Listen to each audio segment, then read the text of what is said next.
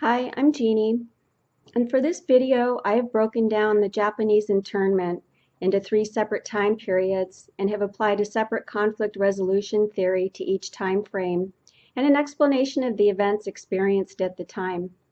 So I've applied Peter Coleman's theory of power and conflict to the events leading up to the Japanese internment in 1942, which to many Americans, the Japanese had more power at the time. So the establishment of the internment camps shifted that power for the United States. Second, I go to Morton Deutsch's theory of cooperation, competition, and conflict to the events surrounding the internment and the cooperative coping and conflict resolution skills demonstrated by the captives and the thousands of Japanese soldiers who fought for the United States while their family members remained in the camps.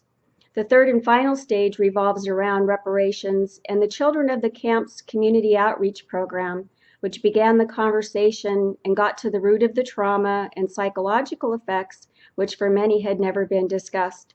This program is quite similar to the theory and process of Ho'oponopono in resolving family conflicts and relied heavily on Japanese cultural beliefs, which was key to moving family members and friends to a place of understanding and healing. I originally applied these theories based upon contemporary thoughts and practices, but came to the notion that this would be an injustice to the decision makers attempting to protect an entire nation and individuals living during the chaos of war. So to put things into perspective, I'd like to share with you some of the events leading up to the Japanese internment and the words of Attorney General Earl Warren in 1942, where he says, I quote, "There was no possible way of separating the loyal from the disloyal. When we are dealing with the Caucasian race, we have methods that will test the loyalty of them. But when we deal with the Japanese, we are in an entirely different field, and we cannot form any opinion that we believe to be sound." Unquote. So for me, herein lies the problem with most of the theories we have learned this term. People are fallible, emotional, and irrational creatures, and what applies in one instance may not work in another.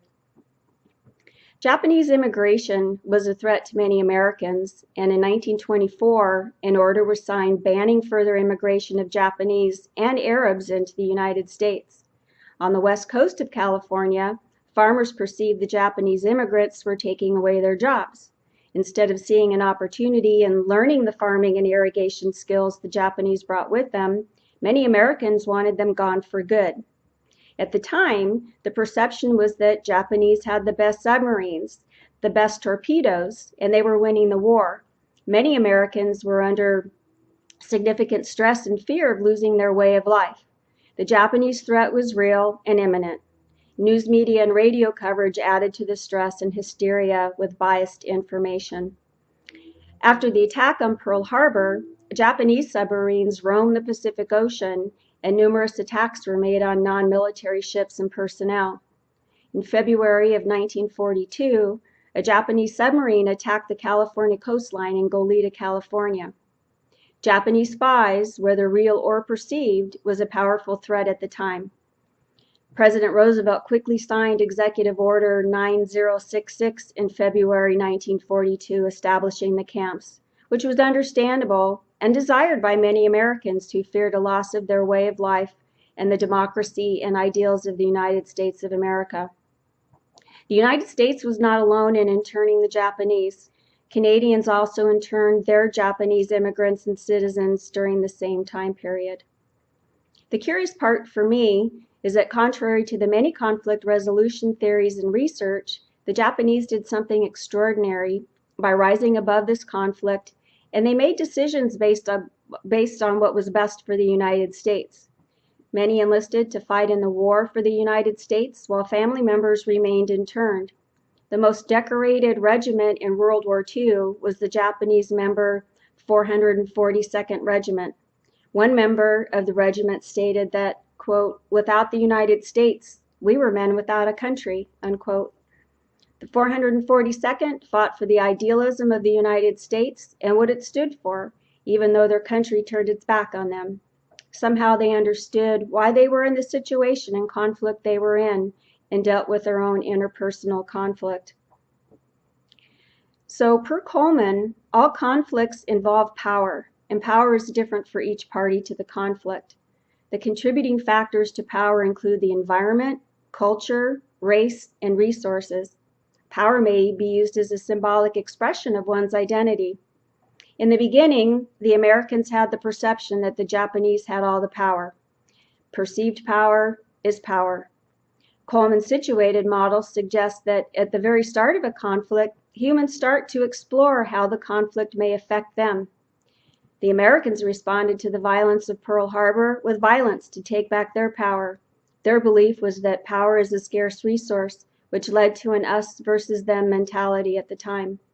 The U.S. felt powerless and were in fear of losing their way of life. Coleman explains that a feeling of lower power in crisis can lead to violence.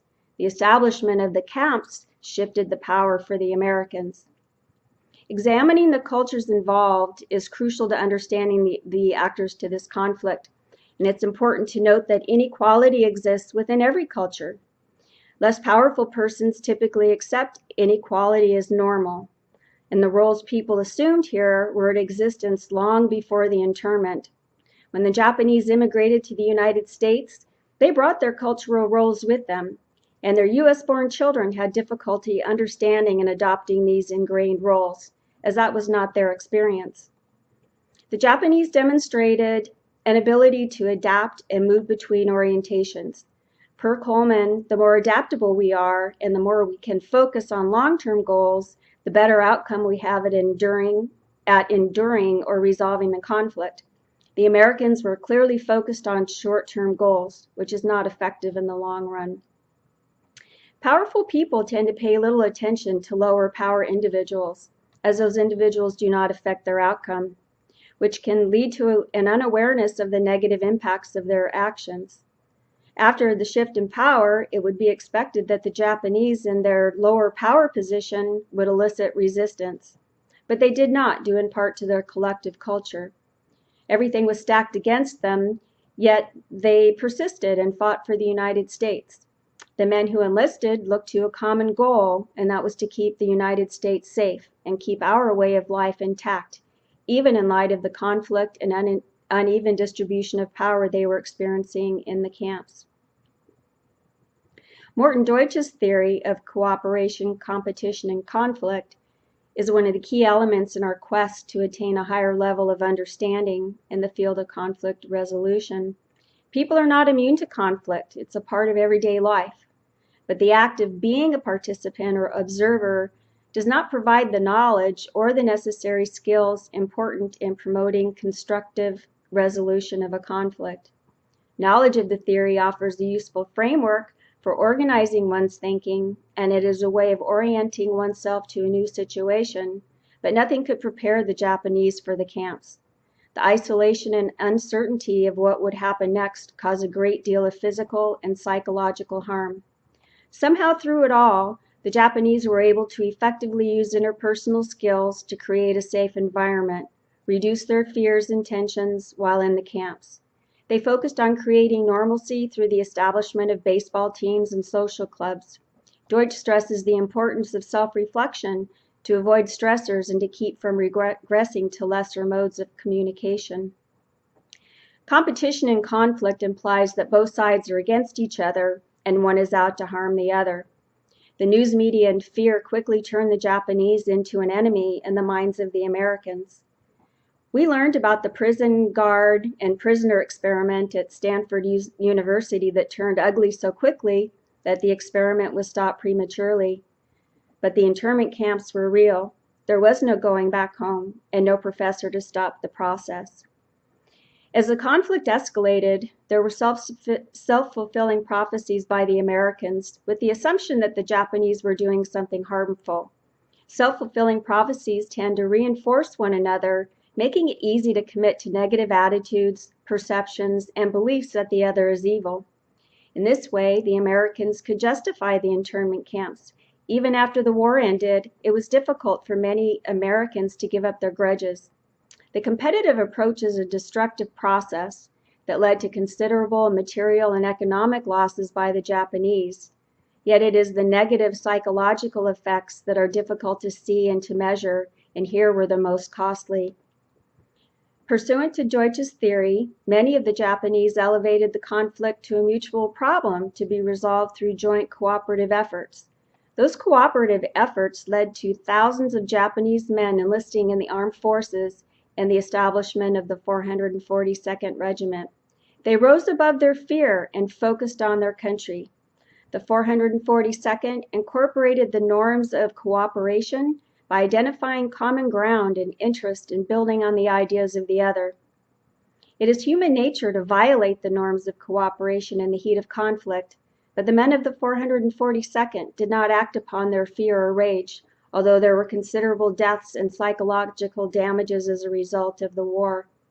The Japanese placed themselves outside and above their social context to become effective change agents. The 442nd were able to create power within and power with others, rather than maintaining non-cooperation. This nonviolent power strategy required a considerable amount of courage, discipline, and stamina. Use of violence has the potential to escalate the violence, but there was a knowing that if they implored violence, the end result was becoming tyrants themselves. Through my research, I discovered Children of the Camps, a documentary on racism, culture, and trauma by Dr. Satsuki Aina. As a part of community outreach program, family members, citizens, and friends listened as the survivors spoke and where the importance of Ho'oponopono came into play. Here are some of their comments. I am told that I'm being put in prison for the good of the country and for my own protection. So why were the rifles aimed at me inside the camp? Another said, by virtue of my race, I am the enemy. I was accused of being a spy for Japan. Why would I do that? I'm an American. I've never even been to Japan. The last, I came to realize that we lulled ourselves into believing the propaganda of the 1940s. Ho'oponopono is similar to group therapy in that the goal is to change behaviors and attitudes and to create better communication between the parties. Typically, group therapy involves individuals dealing with a similar problem, but they do not typically have a previous relationship with each other. In this theory, it involves family members with a history and established relationship with the goal of discovering the state of mind of the parties. In the Hawaiian tradition, the initial step is creating a safe place to begin the conversation, to share the story. The hurt party must peel off the scab and get down to the real issues. Nothing is left unsaid. It is important to get it all out in the open, to get to the root of the problem and get it out. Next is the apology and forgiveness to restore goodwill between the parties. For many, the community outreach program, this was the first time speaking out about what happened in the camps and the physical and psychological effects of the trauma. Finally, the interned had a safe place and were able to find their voice in the healing power of acknowledgement through sharing their stories with others. For the immigrants and their children, there was a huge disconnect and misunderstanding as to why their parents did not stand up or fight for their civil rights. For many, it was not until the community group sessions decades later that transformation began. The power of acknowledgement and apology in conflict is a powerful thing. Even though the public acknowledgement and apology came decades later, the recognition of the wrong was a beginning and opening to recovery. Silence is a powerful avoidance mechanism, but keeping the events and emotions buried causes enormous psychological pain. The victims finally had a voice, and healing could begin with their country and their families. For me, this has been a difficult paper to work on. With all that is happening in the news currently, associations have been made to the internment camps, and it poses the question of, can this happen again?